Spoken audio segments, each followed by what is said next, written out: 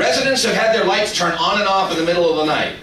Many have also experienced a shadowy man who appears out of nowhere. 3 common traits of this shadow man. His face can never be seen. He's always described as being male, and he appears in the corner of the resident's room in the middle of the night and stands as if watching them. Street light. Ah, the Dover demon. Anybody hear this? Oh, cool. Right. Lauren Coleman, Joe Nyman, both friends of mine, brought this case to light. 1977, a Tony suburb in Massachusetts. I used to call for years the Dover, Sherburne, Medfield football game on Thanksgiving. I used to always get there early to the game, but I'd drive down the Dover Demon Roads, Farm Avenue, Farm Street, Springdale Avenue. Anyways, it's April 21st and April 22nd, 1977, spring vacation for Dover Sherburne High School. Bill Bartlett, age 17, and his 2 friends were driving on Farm Street in Dover, Mass, when they saw a spindly, tan-colored humanoid crawling along a stone wall with glowing green eyes. An hour later, John Baxter, age 15, was walking home when he saw a bipedal creature similar to Bartlett's running into a gully and standing next to a tree.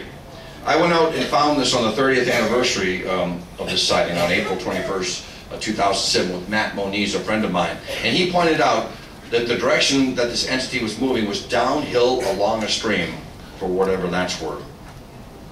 The next night, Abby Brabham, 15, and Will Tainter, 18, claimed to have seen a similar looking creature from Tainter's car crouched down by the side of Springdale Avenue.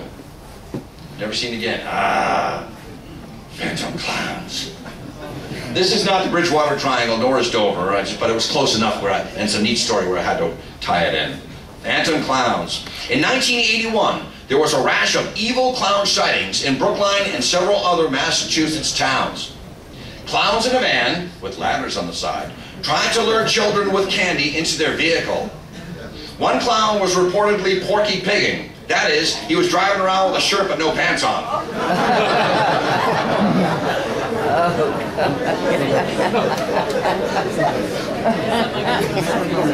Never heard of that. Pennsylvania and Missouri also reported phantom clowns that year. UFOs. Bear with me, I'm just going to give you a brief ancient history chronology. 1760, May 10th. Wow, almost 240 years ago today. I did that without a calculator. 50. 250. Thank you. I need a calculator. Remedial reading. 10 a.m. A sphere of fire was observed over New England. Very good. Thank you, sir. It emitted light bright enough to cast a shadow in the bright sunlight. The sound made by the object was, oddly enough, was heard sooner at the middle of the course it took than at the beginning. In Massachusetts, this light was seen in Bridgewater as well as in Roxbury. Bridgewater was again visited on Halloween night in 1908, an incident that was well documented in the local newspapers. 2 undertakers were driving a carriage from West Bridgewater to the center of Bridgewater when the incident occurred shortly after 3 a.m. They described the object as looking like an unusually strong lantern, about 2.5 feet in diameter, illuminating a large object resembling a balloon bag. They watched it for at least 40 minutes, and other witnesses saw it as well. It was seen to hover at times and then kept a straight, steady course. One of the undertakers wrote, quote, "I claim that a hot air balloon could not move in a circle or perpendicular as this one did." He also wrote that the object moved up and down, seemingly at will of some individual. There were many UFO sightings in the area during the mid-1960s, and 2 huge UFOs were seen landing near Route 44 in Taunton in December of 1976. In 1973, a UFO landing trace was found in the parking lot of Joe's Restaurant in Rehoboth after a spectacular UFO sighting there. And on March 23, 1979, 2 newsmen from radio station WHDH saw a home plate-shaped object amid a mysterious green light at the junction of routes 24 and 106. January 1991, a green flying disc was seen in Bridgewater moving slowly and silently at an altitude of about 50 feet, illuminating a large area with a powerful spotlight. November 1997, a police officer in Bridgewater saw a very large triangular UFO with 3 white and 2 red star-like lights. And finally, December 10th, 1998, a witness near Route 44 in Middleborough saw a strange, brightly lit craft with numerous red, green, and white lights maneuvering over Assawamsett Pond in Middleborough. Does anybody know what the nickname of that pond is? I'm not going to say it in public. Let's go over the... Anybody going to go down to the shore of the... The object split into two, and then the two UFOs flew geometric patterns at high speed around the sky, displaying spectacular colored lights. The craft then joined into one again and disappeared. I love UFOs. Air Force planes were seen over the pond immediately following the incident, apparently reconnoitering the area. In the summer of 1999, 20-year-old George Lacasse saw a distant red light in Bridgewater, and it was moving all around. It was moving in shapes, and planes don't move. This is my theory. Black helicopters, yeah. I saw one, it's on YouTube.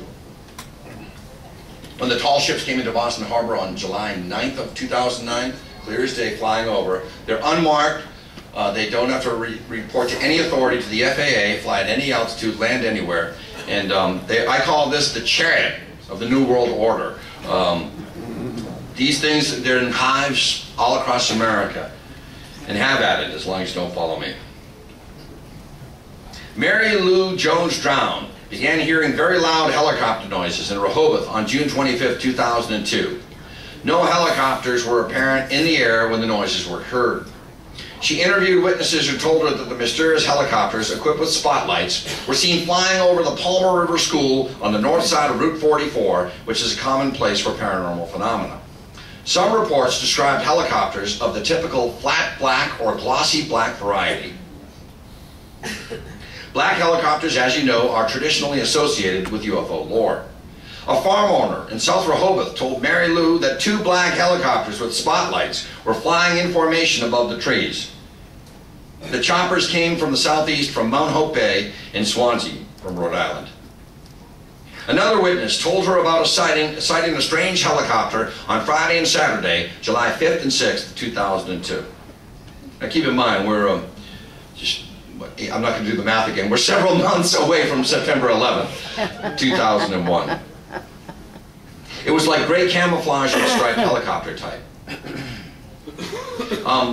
My story, and I'll finish up and I'm going to tell you another story. From August 7th through the 9th, and again on August 15th, 2002, mysterious black helicopters flew over Rehoboth again. Now this is my thought, is that there was probably some sort of UFO activity in that area, or another terrorist. Cats and goats were said to have appeared nervous while the choppers were overhead. The copters were said to resemble the one in the TV show Airwolf.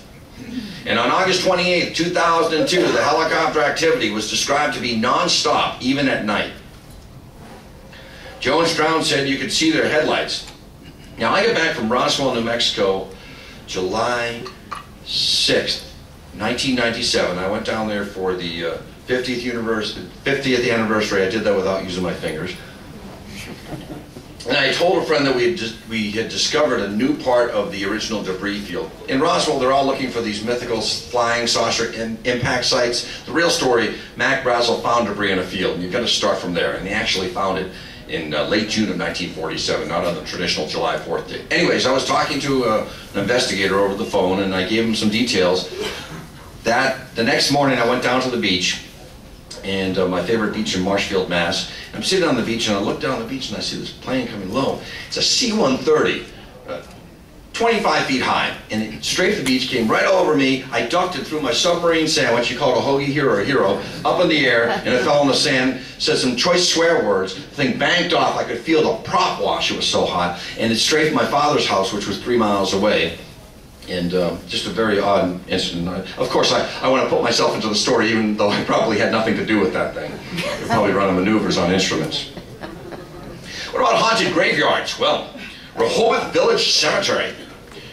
The ghost of old Ephraim is seen there, a man in 18th century garb. He has an evil, sinister grin. He's gray in appearance, and other specter lights have been witnessed there. Is there a cemetery that isn't haunted? Palmer River Burial Ground in Rehoboth. A sound is heard as if a little boy is crying. A loud wailing has also been heard here. Investigators have photographed orbs here, and one investigator claims that she felt a tap on her shoulder and heard a disembodied voice say, "Leave."